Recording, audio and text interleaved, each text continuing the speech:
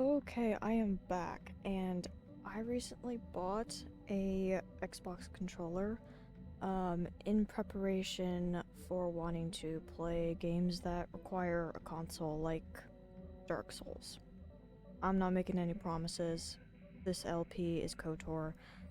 I will cross that bridge when I get there, but I did buy the controller, for games like that.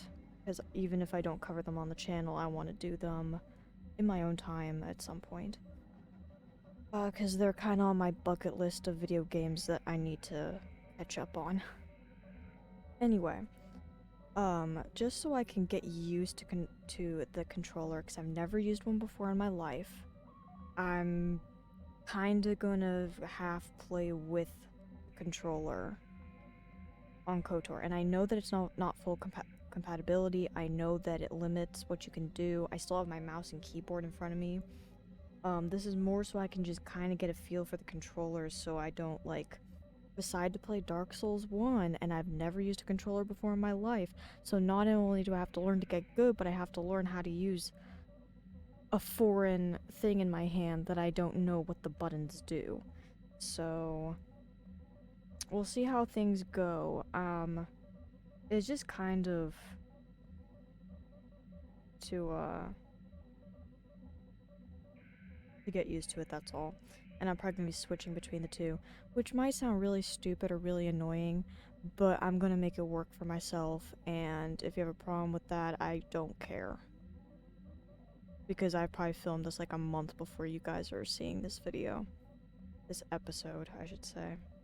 Anyway, let's chit-chat with Karth, because we haven't chit-chatted with him at all since we got to Kashyyyk, so everyone should have new things to talk about, so let's see.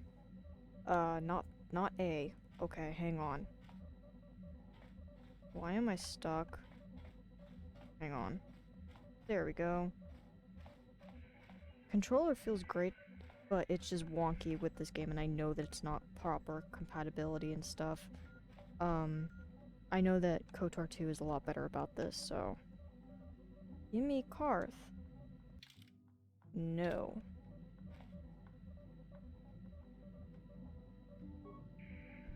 Oh, shoot. My bad. I didn't mean to use one of my consumables.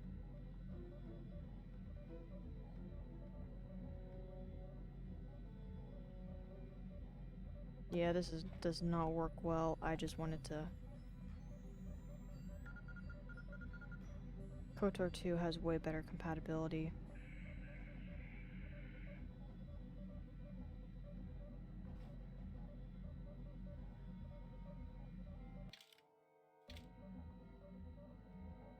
Hang on, do you have to press down on the joystick?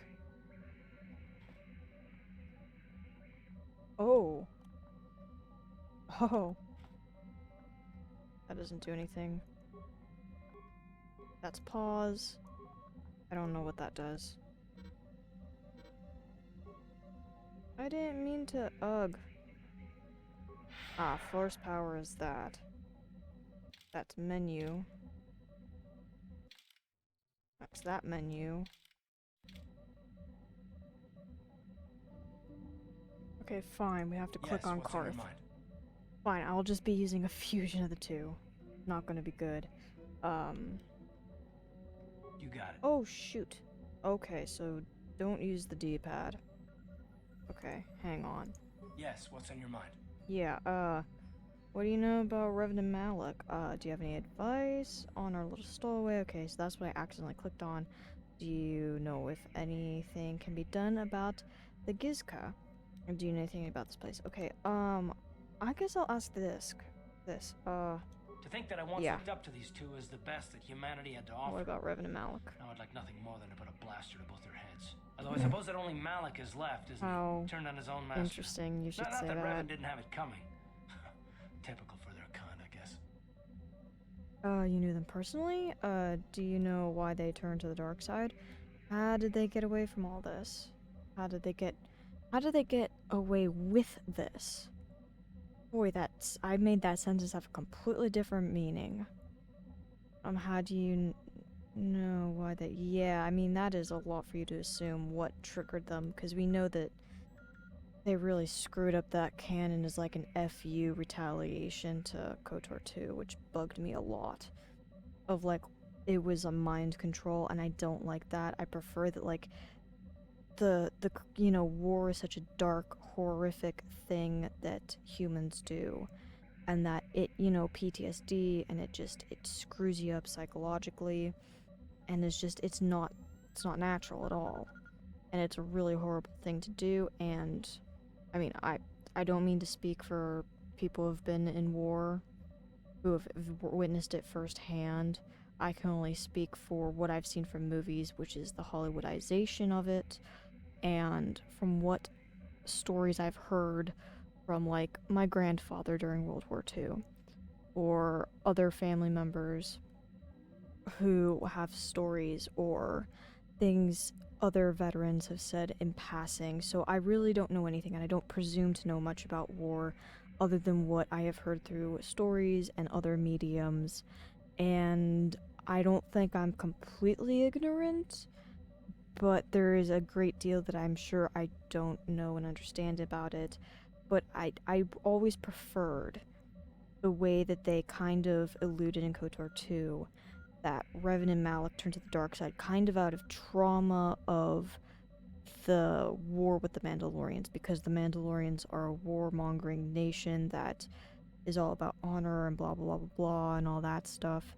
And it's a very different culture, which is fascinating in lore, but I always interpreted it that they fell to the dark side because of the trauma that they received, and just, you're constantly killing people, and the light side I always viewed as, life, and yes, there's the circle of life, but you didn't actively go out and kill people.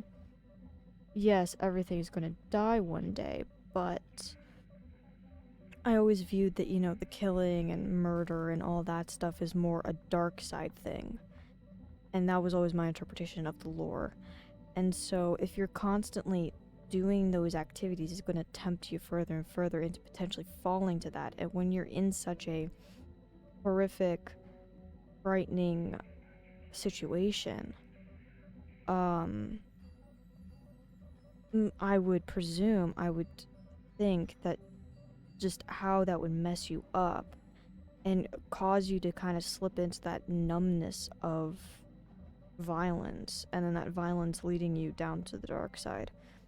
Because that's one thing that, even though there's a lot of problems with The Walking Dead, and it did a lot of things, it really messed a lot of things up in later seasons, I do think they did a phenomenal job of really showing how numb you become to the violence, and when it's oversaturated and you're in that kind of environment. Because there was like a whole plot line of, they ended up in a more civilized way of living for a bit, and they kind of described it, the group was like, we're getting soft now, we're not going to be hardened enough to make those horrific decisions that sometimes you have to make in a life and death situation that you never thought you would ever consider making.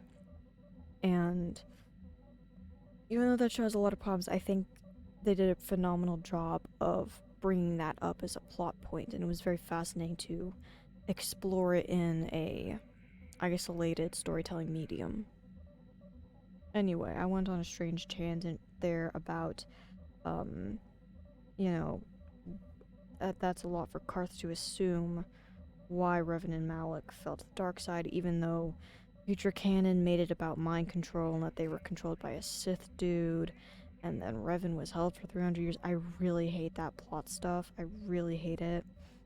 I think I said it before in this playthrough, I really, really, really don't like SWTOR. If you like it, I don't have a problem with that. I just kind of pretend it doesn't exist, because it's not KOTOR 3 for me. Anyway, oh, did I misread this too? Did I go on a tangent? Do you know why they turned to the dark side? I mean, he can only speculate. But I kind of just stated like my interpretation of it. It's simply my interpretation, and I think it's one of those kind of things where a big problem in modern media and storytelling right now is just everything has to be explained to the like minute detail, and I really wish people writing scripts and writing books would realize that that's not always a good thing. Less is more. Leaving some stuff up to interpretation is so much better, and just allowing people to come to their own conclusions and leave things to be a mystery. And that's what I love about, like, they kind of hint at things of Revan and Malak as to why they fell and all that, but they don't flat out break the fourth wall, halfway through the game and go, this is why they fell to the dark side.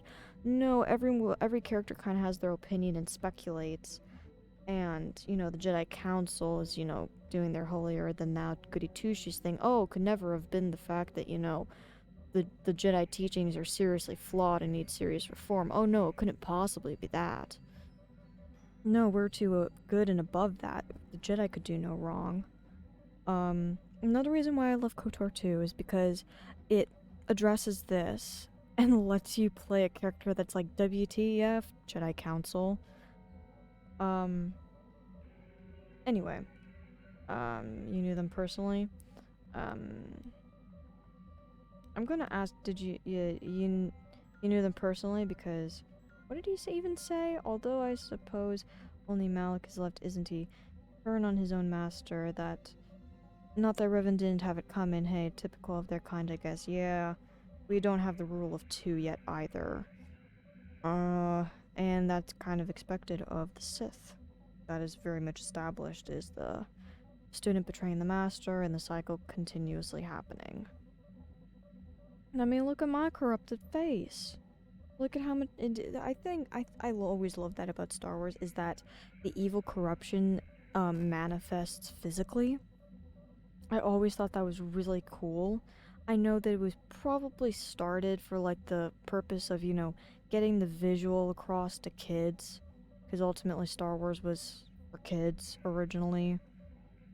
And it still kind of is geared for kids, because we don't get, like, rated R Star Wars. Like, that's not a thing. Even though I've heard many people say they want it to be a thing, I kind of don't care. If they did something like that, I wouldn't mind it, but I'm also so burnt out on Star Wars, and that's why I kind of stick to KOTOR, because KOTOR has the least crazy fan base. Yeah, there are some people out there that you kind of have to roll your eyes at what they say about KOTOR, but for the most part, it's a genuinely nice community, which is why I kind of hide in this little, sub part of Star Wars instead of, major, more mainstream Star Wars. Like, Kenobi recently came out. I don't mean to date the video, but Kenobi recently came out, and I haven't watched it. I don't care. I know that they're going to trash the character, and it's just not going to be good, and I've already heard things about, the lousy budget that it had. So, when you have that, and then, you binge watch Stranger Things, and it's phenomenal, and you just can't get enough of it, and it's just so good. And they actually did everything really, really well. And I'm actually excited for once. Because I went into Stranger Things really hesitant. Really, really worried that they might miss the mark. But they bullseyed it. And so now I'm actually genuinely excited for the second half of season 4, which I never thought that was something I was going to say with how movies and TV shows have been, even video games, in the past several years. I went in with everything nowadays. I just go in with a tempered expectation, and I'm really digressing here. Point is I'm not happy about modern storytelling, which is why I love KOTOR so much. Anyway, let's get back to KOTOR and enjoy this incredible story. Yeah, let's go if you knew them personally. No, not personally. They aided the Republic during the good Mandalorian point. Wars. They were heroes. Without them, the Mandalorians would have finished us for certain. In the fleet, we didn't see much of the Jedi, and I only met Malak once, but I was impressed by him. I guess that just shows how much the dark side can change someone.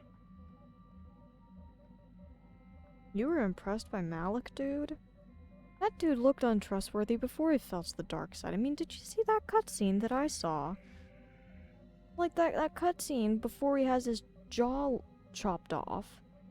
By Revan, apparently. That was interesting to find out. He just doesn't look trustworthy at all. Like, he looks like a total dweeby, sus creep. I don't really know how else to phrase it, but like, I think any woman would immediately label him a creep without him even opening his mouth. Like, he just oozes creepiness. So, like, I don't know how you missed that one, buddy. Other than, like, women have a creep radar. Creepdar. That doesn't really work. Anyway, I digress again. Do you know why they turned to the dark side? How did they get away with all this? What do you know about the dark side? I don't care what you know about the dark side, Karth. Because you're no Jedi, and we live in a universe where the Jedi and any Force-using person is superior to everything else because you can't open doors with your hand. Well, no, everyone can. That came out wrong. Everyone can open doors with their hands. What I meant to say is being able to use the Force to open a door. Or do a mind trick. Or anything like that. Or, levitate an object. That's what I was trying to say. That really came out incorrectly. Yeah, what do you know why they turned to the dark side? Let's ask. Nobody does. When they left after the Mandalorian Wars ended, they were Jedi. When they returned, they were something else. And I love that mystery of it just kind of being left of nobody knows. Something happened. Yeah, how did they get away with all this? Oh, fine, let's ask that. Well, when they returned from wherever they went, they had an entire fleet with them. Nobody knows where they got the ships. They had a lot of them. And as the years have passed, there always seems to be more and more, while our forces dwindle. Did they really get away with it, though? Revan was betrayed by Malak, and Malak hasn't won. In the end, the dark side won't help him. Okay. I mean, unless, a certain someone, that's got a corrupted-looking face standing right in front of you, Karth, decides that they want all the power because a limited power is the greatest thing ever. I guess I'm stuck in asking, what do you know about the dark side? Because I'm not getting out of the dialogue tree. I'm just stuck with these 3 questions. What do you know about the dark side? I used to think that it was a fancy name for something that I see every day. Corruption is everywhere. People are greedy and stupid and do horrible things. I'm starting to think it's different for the Jedi, however. And for there's this evil watching them, waiting for its chance. I've been watching you. You have this incredible darkness inside you.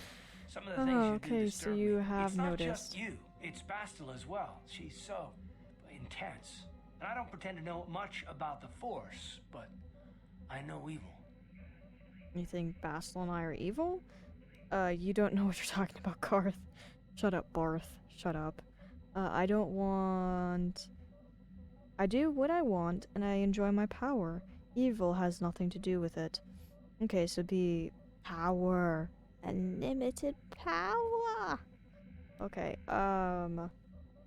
you think Bastila and I are evil? I don't want to be an asshole to him, but I could ask this question. You think we're evil? No, of course not. All I'm saying is that when you have so much power, the stakes are higher. I can only imagine the kind of conflict that goes on inside you. Well, neither you nor Bastila are fully trained on how to handle your power. I'm just concerned at what might come. That's sweet. I didn't know you cared. I can handle myself. I don't need you mothering me. Leave me alone from now on. Jeez. No, that's sweet. I didn't know you cared. I can handle myself, Garth. I'm gonna go with that because that's sweet. I didn't know you cared. Like, we know he cares. And I'm not gonna be total nut job crazy. I can handle I know myself. that. And Bastila says the same thing. You're both incredible women. I'm just not sure this is the kind of thing that you can defeat. I suppose finding the star maps is more important than your training and your safety. I just hope there isn't a price for you to pay. Okay.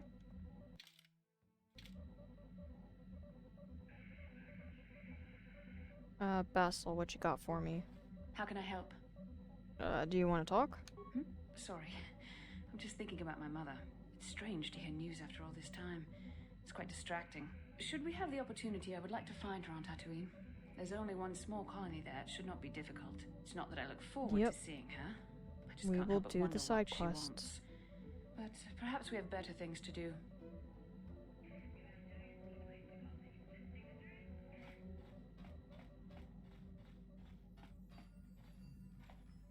Oh man, this is jank.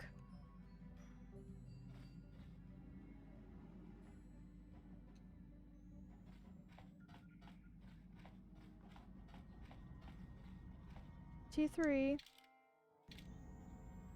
You got anything? Beep beep boop wop whoop. No, you don't have anything.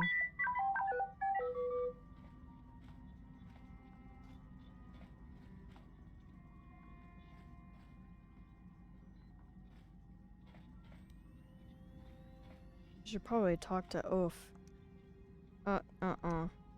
There we go. No, talk to. Okay, fine. I guess we're talking to Johanny. Yes. What is it? Something wrong? I was remembering Taris. I'm sorry. What about it? Not this again. What about it? It was a horrible place to have to live. At least in the lower cities where the non-humans tended to get relegated. Living for years in a place with no sun, living off the trash dropped from the upper levels, and the meager pay doing back-breaking labor. And those rat ghouls? I just swear that's horrible. I do not remember seeing any of your race on Terrace. Oh, and those rat ghouls, sure, let's say that. There was always the danger of rat ghouls coming up from the sewers, or more mundane predators living and working in the area. My family and I struggled each and every day to make something of our lives. But we could only go so far. Taxes from the corrupt government, more fees from the gangs controlling the streets, and whatever was left paying for what food and medical supplies we could afford. No one. How could such a government last? That's a really stupid question to ask. And every government's corrupted through and through, no matter how hard you try to eliminate the corruption. Set up a government so it prevents corruption. Corruption is inevitable because of humans. That's just stupid. Because those kind of governments last a very long time. And it's always been the case throughout history. I've never heard of a government without corruption. So, at any point in human history, there's always something. Was it that bad? No one would help you? No one would help you? I mean, I don't like any of these answers. Was it that bad? 'Cause that's just really out of touch. That's zero bedside manner. No one would help you. But yet, everyone's out for themselves. You can't depend on other people, except immediate family if you're on really good terms with them. Otherwise, you're out on your own. Most people in the world are going to be shit to you, and there's nothing you can do about it because that seems to be the attitude that has been perpetuated through the generations, and I don't see that changing anytime soon. Are there great people out there? Yeah, there's a lot of them. But, this stupid is really just kind of very ignorant about human nature and how people behave in a society. I don't know, I am from a big city, and that definitely has an effect on my perspective of this. But even in small towns when I've briefly visited or passed through or visited family in a small town, it I don't see that much of a difference. People are a bit friendlier. They'll say hi to you while you're passing them on the street, but that's kind of the sum total of it. If you're struggling, nobody gives a rat's ass. And I've never been fortunate enough to have the kind of friends that stick it out with you through thick and thin. Luckily there are a lot of people out there that get that kind of relationship, and that is fantastic for them, but I've personally never gotten to experience that. I guess I'll ask no one would help you. It's the least bad I answer out of these three. Yeah, I guess I'll be asking no one would help you. I mean, just have to look at how humans behave normally all the time. Everyone's out for themselves, with rare exception.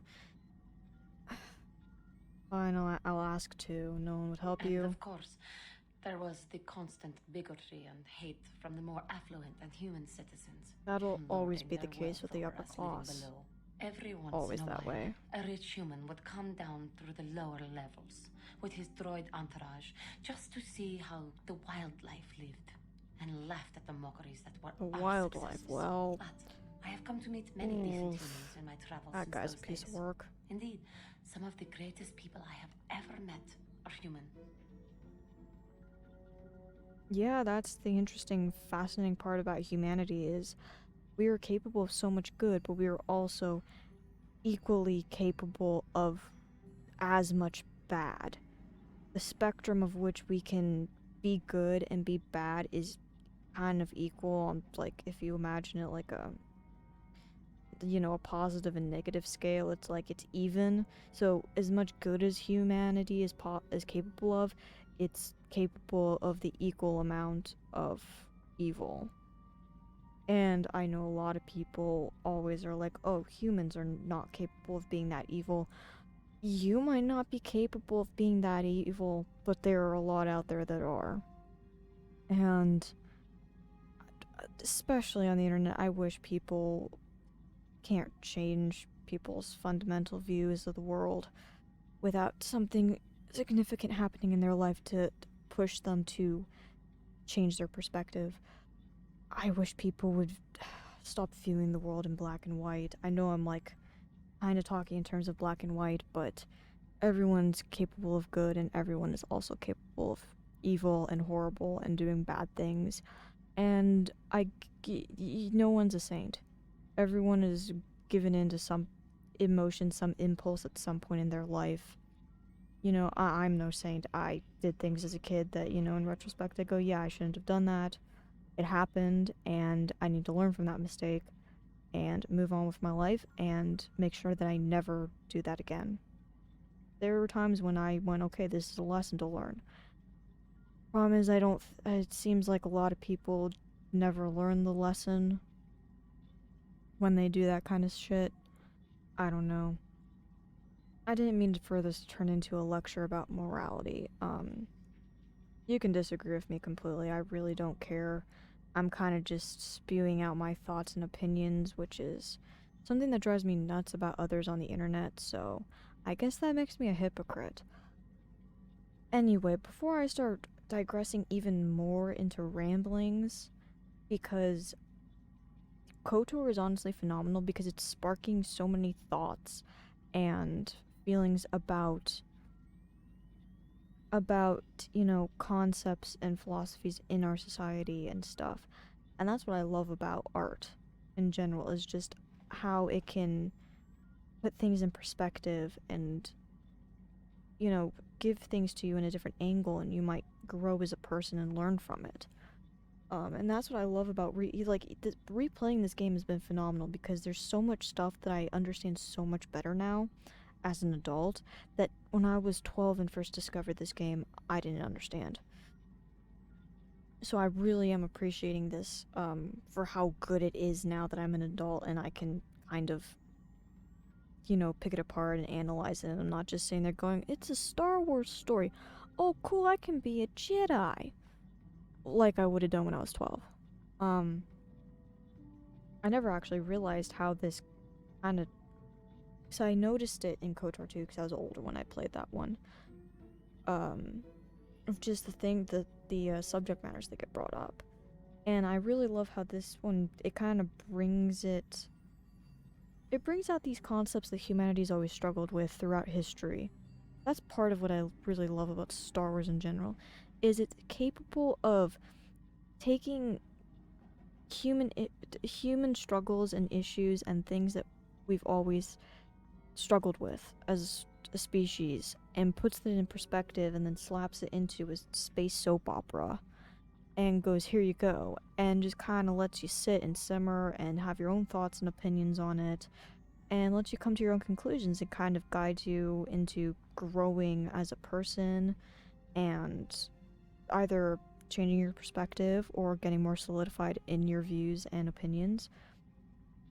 I just really love how, you know, I'm sitting here and I've talked to like 2 companions and it's one conversation and it's led me down all of these random tangents that a lot of people probably don't care about, but I'm rambling. You can skip through all this stuff, honestly, if you're not here for me to just ramble about random things that come to mind. Anywho, yes, the point I was getting at is, you know, that's something that's always fascinated me about humans, is how great we can be and how shitty we can be all at once. And just how capable of both we are. And it's just a question of, like the old Native American analogy of, are you going to feed the good wolf or the bad wolf? And it's up to you to decide which wolf you feed. You have both within you, it's a question of which you decide to feed. And it's so true. One of the Jedi you met, decent humans are hard to find. That is, I feel like I'm gonna say that because there are great ones out there, but they are hard to find. I think part of it's also we like to think that we're so much superior to the rest of the species on this planet, and ultimately we're just monkeys with abnormally large brains that think we're intelligent. Of course, that's very much a hot take, but I think we overestimate ourselves in our intelligence way too much just because we figured out some technology and have a barely functioning society and culture. Anyway, I know that's a super hot take. We'll take it or leave it. Yeah, decent humans are hard to find, and that's what I'm saying. I have noticed that. But the Jedi Order seems to have collected a fair number. The Jedi who encouraged I don't me know to about join that. the Order. The one who was with the group going to fight the Mandalorians. She was human.